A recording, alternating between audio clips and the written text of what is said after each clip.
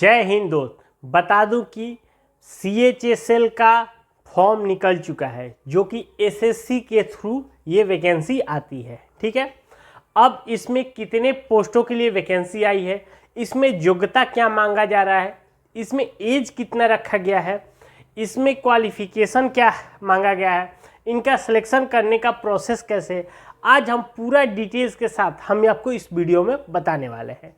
तो आपको latest vacancy का जॉब की जितनी भी जानकारी चाहिए उसके लिए हमारे चैनल्स को जरूर से जरूर सब्सक्राइब कर लीजिए और बेल आइकन को दबा लीजिए। देखिए, ये जो वैकेंसी है CHSL, ये एक क्लर्क लेवल की वैकेंसी है। अगर बहुत से लोग कहते हैं कि सर मुझे सेना में नहीं जाना है, मुझे ऑफिशियल जॉब करना है, तो जो भी लोग ऑफिशियल जॉब करना चाहते हैं उसके लिए बहुत ही बढ़िया पोस्ट है।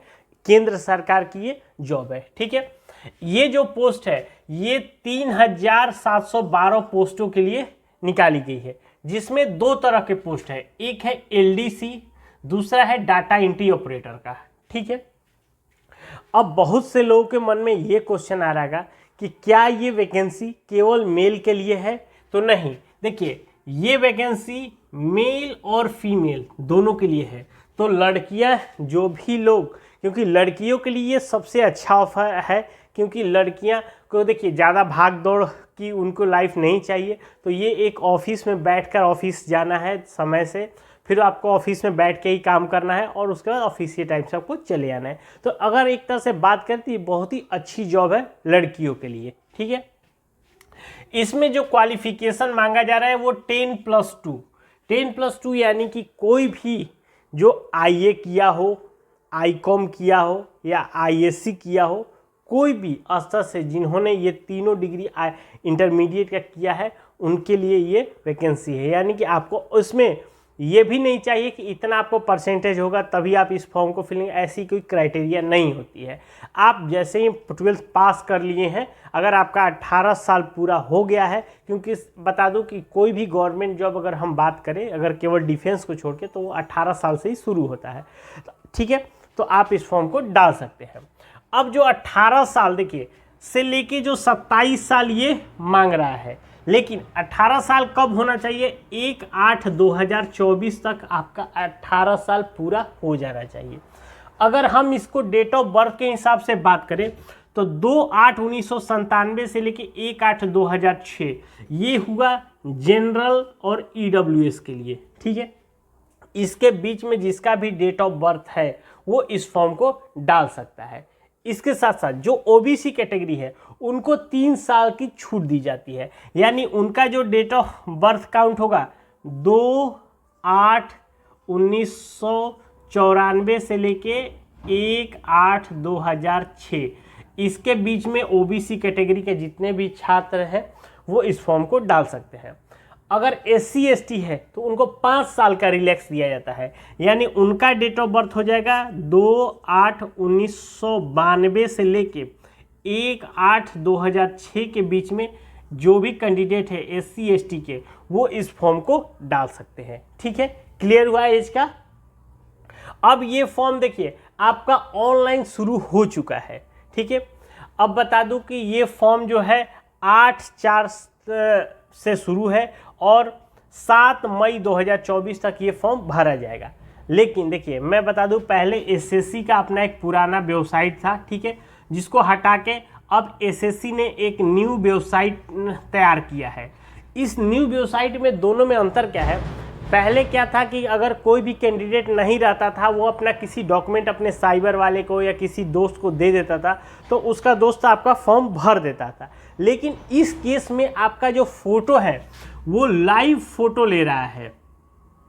ठीक है, फोटो आपका लाइव लिया जाएगा। तो इसलिए जब आप फॉर्म भरेंगे तो कैंडिडेट का होना वहाँ पे ज़रूरी है। आपका वहाँ पे डायरेक्ट लाइव फोटो होगा और लाइव फोटो होने के बाद ही आपका फॉर्म फाइनल सबमिट होगा। तो थोड़ा सा इस नए पोर्टल में यही चेंजेस की गए हैं। तो आप इस नए, जिन्होंने अभी तक नया पोर्टल पर रजिस्ट्रेशन नहीं किया है, आप इस नए पोर्टल पर रजिस्ट्रेशन करके आप इस फॉर्म को डाल सकते हैं। ठीक है, इसका जो फी लग रहा है वो 100 रुपये लग रहा है जनरल, EWS और OBC को। ठीक है। यानी अगर बहुत से लोग जो बिहार के बच्चे हैं वो लोग बोलते हैं सर बहुत ही ज़्यादा फॉर्म भरने बहुत ज़्यादा पैसा लग रहा है, तो अगर यहाँ देखा जाए तो उनके मुकाबले ये बहुत ही कम फी लग रहा है। अगर वही SC ST और फीमेल की बात करें तो उनका 0 रुपये का, यानी उनको कोई भी चार्ज देना नहीं है, आप केवल अपना फॉर्म फिल कर दीजिए, ठीक है। इसका जो सिलेक्शन है, सिलेक्शन करने का 2 प्रोसेस है। पहला आपको Tier 1 एग्ज़ाम होगा, Tier 1 जब आप पास कर लेंगे तो आपका Tier 2 एग्ज़ाम होगा, ठीक है। यानी दोनों ही कंप्यूटर बेस्ड आपका एग्ज़ाम होता है, ठीक है। अब यहाँ पे Tier 1 में आपसे पूछा क्या जाएगा, देखिए Tier 1 में आपसे ये देखिए ये जो है ये क्लर्क और LDC का, तो इसमें थोड़ा सा पैटर्न अलग है, ये थोड़ा सा इंग्लिश साइड में ज़्यादा पूछता है। तो जो आप तैयारी करेंगे तो इसमें थोड़ा सा इंग्लिश को आपको थोड़ा अच्छे से मेहनत करना पड़ेगा, क्योंकि देखिए आपको इंग्लिश से आपको 25 क्वेश्चन पूछेंगे, जनरल इंटेलिजेंस से आपके 25 क्वेश्चन रहेंगे, क्वांटम एप्टीट्यूड से 25 क्वेश्चन रहेगा और जनरल अवेयरनेस से आपके 25 क्वेश्चन रहेगा, ठीक है। ये आपके यानी कि 100 क्वेश्चन रहेगा और 60 मिनट आपका समय दिया जाएगा इस काउंट को करने के लिए। जब आप Tier 1 का एग्ज़ाम क्वालिफाई कर लेंगे तो आपको Tier 2 देना है। Tier 2 का जो सिलेबस है थोड़ा सा यहाँ पे देखिए, यहाँ पे ज़्यादातर इंग्लिश साइड से ही है, यानी आपको इंग्लिश पे थोड़ा ज़्यादा मेहनत करना, मैं पहले ही बोल दिया। Tier 1 आपका होगा वो 3 सेक्शनों में होगा और हर एक सेक्शन में 2 मॉड्यूल आपके रहेंगे। देखिए पहले अगर सेक्शन 1 की बात करें तो इसमें 2 मॉड्यूल है। पहले मॉड्यूल में आपको मैथ एबिलिटी से पूछा जाएगा और मॉड्यूल 2 में आपको रीजनिंग और जनरल इंटेलिजेंस पूछा जाएगा, ठीक है। उसके बाद सेक्शन 2 में भी 2 मॉड्यूल है। पहले मॉड्यूल में इंग्लिश लैंग्वेज एंड कॉम्प्रिहेंशन पूछा जाएगा और दूसरे मॉड्यूल में जनरल अवेयरनेस पूछा जाएगा, ठीक है। उसके बाद सेक्शन 3, इसमें भी 2 मॉड्यूल है, यानी कि 3 सेक्शनों में आपका Tier 2 का आपका एग्जाम होगा।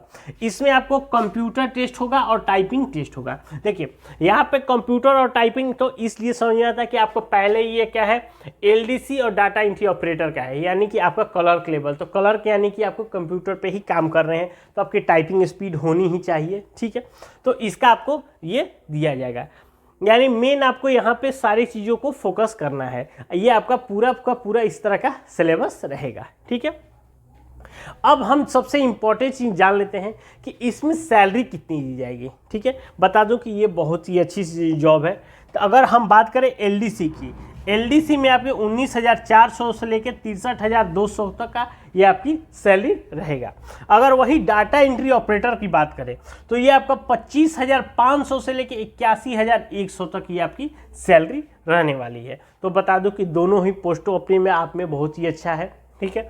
तो जो भी लोग 12th पास कर लिए हैं जिसका और जो इस क्लर्क के फील्ड में जाना चाहते हैं वो लोग इस फॉर्म को ज़रूर डाल लें, क्योंकि आपका फॉर्म भरने का भी जो चार्ज है वो बहुत ही ज़्यादा एकदम नॉमिनल है। तो आप इस फॉर्म को ज़रूर से ज़रूर डालें और इसकी तैयारी करें, ठीक है। और एक सबसे बड़ा चीज़, ये जो SSC की जो वैकेंसियाँ आती हैं वो हर एक साल रिपीट होती है। ऐसा नहीं कि आज इस बार आ गया तो अब अगले 2 साल या 3 साल बाद आएगा, ऐसा नहीं है।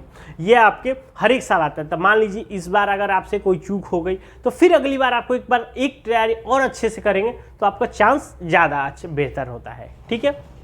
तो इसके अलावा आपको कोई और जानकारी चाहिए तो हमें नीचे कमेंट करके जरूर पूछ सकते हैं। वीडियो अच्छा लगे तो एक लाइक जरूर करिए और हमारे चैनल को सब्सक्राइब करिए। तब तक के लिए जय हिंद।